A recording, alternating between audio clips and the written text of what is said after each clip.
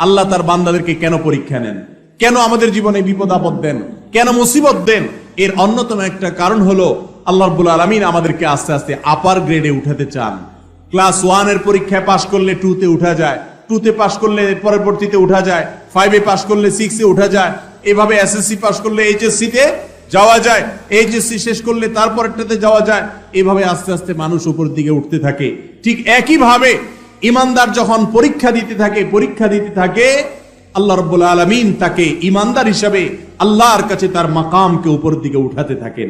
এজন্য বিপদে সবর করতে হবে, ধৈর্য ধারণ করতে হবে। আর মনে রাখতে হবে আল্লাহ বলেছেন ওয়ালা তাহিনু ওয়ালা তাহজানু, তোমরা মন খারাপ করবে না, হীনমন্য হবে না, তোমরা পেরেশান হবে না, চিন্তিত হবে না। তুমি নিজে দেখো তুমি ইমানদার কিনা, তোমার ভেতরে ঈমান আছে কিনা, তুমি শিরিক মুক্ত ঈমান লালন করো কিনা, তুমি সে বিষয়টি এনশিওর করো, সেটা তুমি যাচাই করো। নিজের ভেতরে যদি ঈমান থাকে, যদি আল্লাহর প্রতি তোমার আস্থা অবিচল থাকে, মনে রাখবে তুমি কখনো পরাজিত হবে। আল্লাহ রাব্বুল আলামিন কোরআনে হাকিমে বলেছেন যারা ঈমানদার স্বয়ং আল্লাহ তাদের অভিভাবক, তাদের বিপদে আল্লাহ সান্ত্বনা দেন। উহুদের যুদ্ধে নবী করিম সাল্লাল্লাহু আলাইহি সাল্লামের সাহাবীগণ সাময়িক বিপর্যয়ের কারণে তাদের মনে কষ্ট হয়েছে। আল্লাহ রাব্বুল আলামিন তাদেরকে সান্ত্বনা দেওয়ার জন্য আয়াত নাযিল করেছেন এবং বলেছেন যে তোমাদের চিন্তা করার কোনো কারণ নেই, তুমি ঈমানদার যদি হয়ে থাকো তাহলে হাতি মরলেও লাখ, বাঁচলেও লাখ, কোনো লস নাই। ঈমানদারের অবস্থা একই রকম। আমাকে অনেকে এসে বলেন ভাই এত বিপদ যে দেয়ালে পিঠ থেকে গেছে আর পারি না। অনেক মা বোন অভিযোগ করেন যে স্বামী এত খারাপ যে আর টিকা যায় না, অনেক জুলুম, অনেক কষ্ট। এই হতাশ, এই দুর্দশাগ্রস্ত মানুষ অনেক সময় নিরাশ হয়ে যায়, আল্লাহর প্রতি অভিযোগ নেওয়া শুরু করে, আল্লাহর প্রতি নালিশ করা শুরু করে। আমি বলি ভাই ঈমানদারের জীবনে যত কষ্ট হোক এই কষ্টের শেষ আছে না নাই? কি বলেন? আমাদের জীবনে যত কষ্ট আসে, বিপদ আসে, এই বিপদগুলো কি কখনো শেষ হবে নাকি হবে না? একজন ঈমানদারের জীবনে বিপদ তাকে কষ্ট দিতে দিতে না হলে মেরে ফেলবে, মৃত্যু পর্যন্ত যাবে। এর বাইরে কিছু হবে? এর বেশি কিছু হওয়ার রাস্তা আছে? কিন্তু আমার জীবন তো এক সময় দিতেই হবে, মৃত্যু তো এক সময় আসবেই। আমি যদি সবর করতে করতে মৃত্যুবরণ করতে পারি, আমি যদি ধৈর্য ধারণ করতে করতে মৃত্যুবরণ করতে পারি, তাহলে সেই মৃত্যু আমাকে অনন্ত অসীম কালের বিপদ থেকে রক্ষা করবে ইনশাআল্লাহ। যদি আমার 50-60 বছরের বিপদ হয়, 50-60 বছরের কষ্ট হয়, আর এর বিনিময়ে অনন্ত অসীম কালের জান্নাত বন্দোবস্ত হয়ে যায়, তাহলে এই বিপদের বিনিময়ে যে সুখ আমি পেলাম সেটা কি লাভজনক হলো না লসের হলো? কিন্তু শয়তান আমাদেরকে এইভাবে বুঝতে দেয় না। শয়তান আমাদেরকে অস্থির করে দেয়। মনে রাখবেন বিপদে যারা ভেঙে পড়েন, বিপদে যারা ব্যাকুল হয়ে অস্থির হয়ে হতাশ হয়ে যান, নিরাশ হয়ে যান, অনেক কপাল পোড়া আছে বলে না আমার আর রক্ষা হবে না, আমার আর বাঁচার কোনো রাস্তা নেই। অনেকে আল্লাহর প্রতি অনাস্থা প্রকাশ করে, আল্লাহর প্রতি ভরসা হারিয়ে ফেলে। আছে না নাই এরকম? এরকম যদি হয় তাহলে বড় দুর্ভাগা ভাইয়েরা আমার। বিপদের কষ্ট করলেন আর আল্লাহর প্রতি আস্থা ভরসা ছেড়ে দিয়ে ঈমান হারা হয়ে জাহান্নামে যাওয়ার ব্যবস্থাও করলেন। একবার প্রিয় নবী সাল্লাল্লাহু আলাইহি সাল্লাম এক লোকের মাথার পাশে অসুস্থ অবস্থায় তাকে দেখতে গিয়েছেন, তার শুশ্রূষা করতে গিয়েছেন। নবী সাল্লাল্লাহু আলাইহি সাল্লাম বলছেন আল্লাহ চাহেন তো তুমি সুস্থ হয়ে যাবে। সে বলছে না, সুস্থ হব না।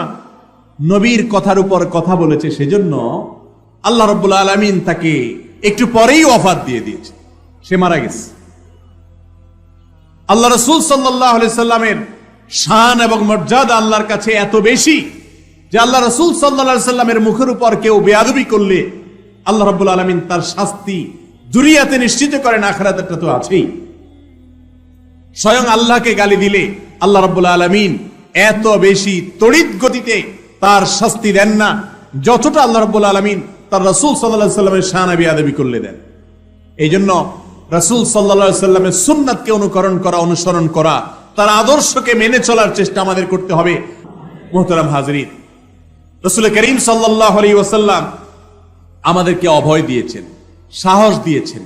যখন বিপদ আসলে কেউ ভেঙে পড়ে, অনেক মুরব্বীদেরকে দেখবেন বিপদ আসলে এমন কথা বলে যে ঈমান চলে যায়। হয়তো নিজের আদরের ছেলেটা মারা গেছে, অনেকে বলে যে আজরাইল আর কাউকে দেখলো না, আমার ছেলেটা নিয়ে শুধু দেখছে, এরকম বলে না অনেকে। ভাইরা আমার, আল্লাহ রাব্বুল আলামিন বলেছেন ওয়ালা ইয়াইআস মির রাউহিল্লাহ ইল্লাল কওমুল কাফিরুন। আল্লাহর রহমত থেকে যদি কেউ নিরাশ হয়ে যায় যে না আর হবে না, অনেক সময় আমরা অনেক ভাইরা আছে না জেনে বলে ফেলে, মূর্খতার সাথে কুফরি কালাম বলে ফেলে, বলে আল্লাহ নেমে আসলেও পারবে না। নাউজুবিল্লাহ। আল্লাহ পারবেন না এমন কোন কাজ আছে? আল্লাহ রাব্বুল আলামিনের গুণবাচক নাম হলো কাদির, ফাআলুল লিমা ইয়াশা। আল্লাহ যা ইচ্ছা তা করতে পারেন, সব কিছু করতে আল্লাহ সক্ষম। আল্লাহর সক্ষমতার বাইরে, আল্লাহর ক্ষমতার বাইরে কোনো কিছু আছে? যদি কোনো মুসলমানের সন্তান বলে যে আল্লাহ নেমে আসলো এটা পারবে না, তাহলে তার ঈমান থাকবে? সে আল্লাহর এই গুণবাচক নামকে অস্বীকারী হিসাবে বিবেচিত হবে এবং এটি ঈমান বিধ্বংস করার মতো উক্তি হবে। তওবা করে ইসলামে আবার আসতে হবে। অতএব ভাইরা আমার, বিপদ মুসিবত জীবনে আসবেই। বিশেষ করে যারা আমার যুবক ভাইরা আছেন, যারা এখনো বাপের হোটেলে খান, যাদের এখনো নিজের জীবনের মূল পর্ব শুরু হয় নাই, তারা এখনো দেখেন নাই দুনিয়াটা কত কঠিন। কি বলেন? যারা এই পথে চলে গেছেন তারা জানেন কত রকমের বিপদ আসতে পারে, সমস্যা হতে পারে। এই সমস্ত বিপদের সময় হাসি মুখে সেটাকে বরণ করে নেওয়া, আল্লাহর ফয়সালায় সন্তুষ্ট হওয়া। বিপদ হয়েছে এই কথা মনে করা যে এর মাঝে আমার কল্যাণ আছে, এর মাঝে আমার কি আছে? কল্যাণ আছে। অনেক সময় আমাদের বিপদ হয়। ধরেন আপনি ঢাকা যাবেন, গাড়ি ছুটে গেছে, আপনি যেতে যেতে দেখলেন বাস ছেড়ে দিয়ে চলে গেছে, আপনার বাসটা মিস হয়ে গেছে, লাস্ট ট্রিপ ছিল, যেতে পারেন নাই, মেজাজ গরম হয়, হওয়াটাই স্বাভাবিক, মনটা খারাপ হয়। কিন্তু এমন যদি হয় যে ওই বাসে যাওয়াটা আপনার জন্য অকল্যাণের ছিল, আল্লাহ বরং আপনাকে বাঁচিয়ে দিয়েছেন, তাহলে সেটা ভালো না খারাপ?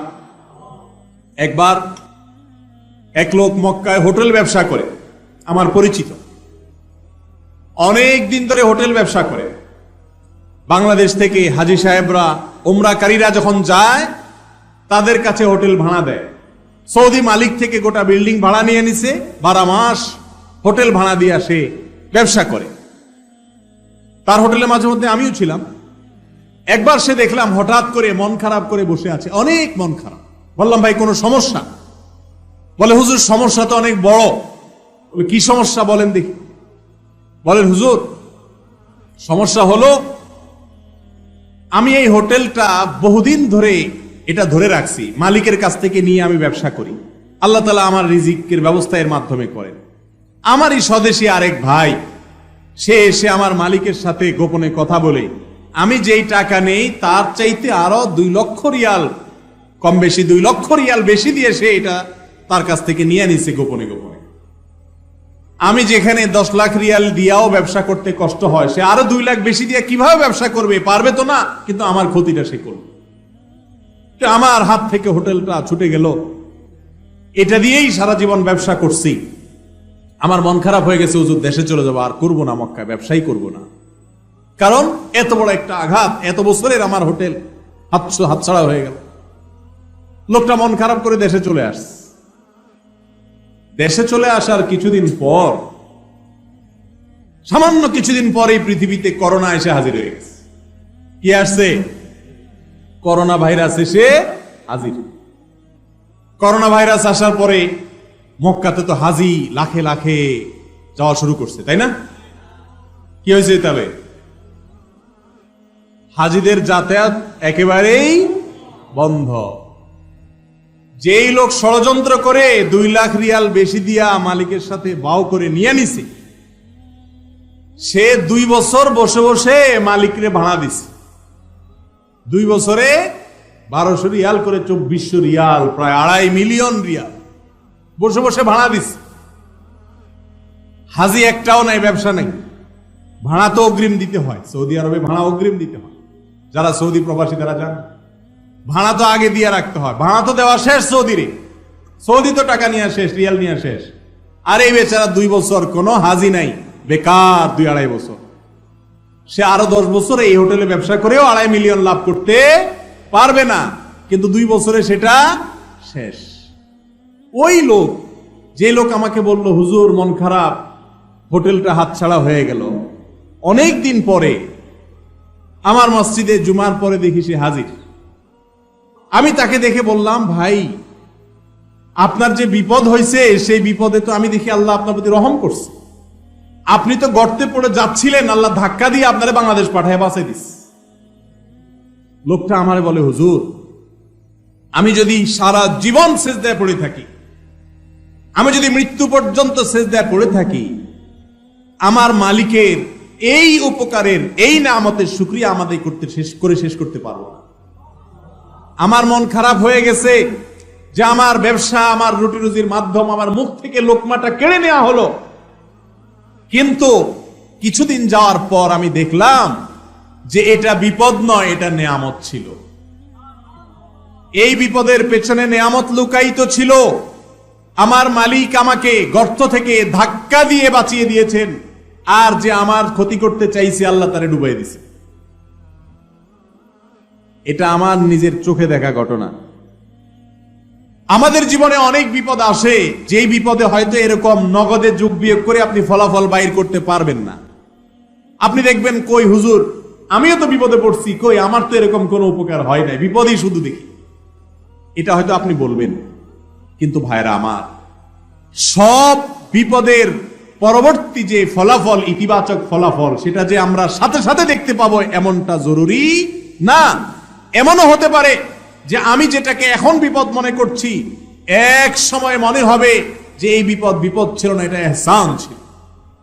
আর যদি কিছু না হয়, দুনিয়াতে আপনার বিপদের বিনিময়ে ভালো কিছুই না পান, বিপদে শুধু কষ্টই করলেন আপনি, আর কিয়ামতের দিন যদি দেখেন আপনার বিপদের বিনিময়ে আল্লাহ রাব্বুল আলামিন আপনার জন্য জান্নাত প্রস্তুত করে রেখেছেন, আপনাকে যদি বলেন আল্লাহ বান্দা যত বিপদ দিয়েছি মেনে নিয়েছ, সবর করে নিয়েছ, হাসি মুখে বরণ করেছ, আর তার বিনিময়ে তোমাকে আমি জান্নাত দিলাম, তাহলে এই বিপদের বিনিময়ে অনন্ত অসীমকালের জান্নাত পাওয়া, এটা কি লাভের ডিল হলো না লসের ডিল হলো?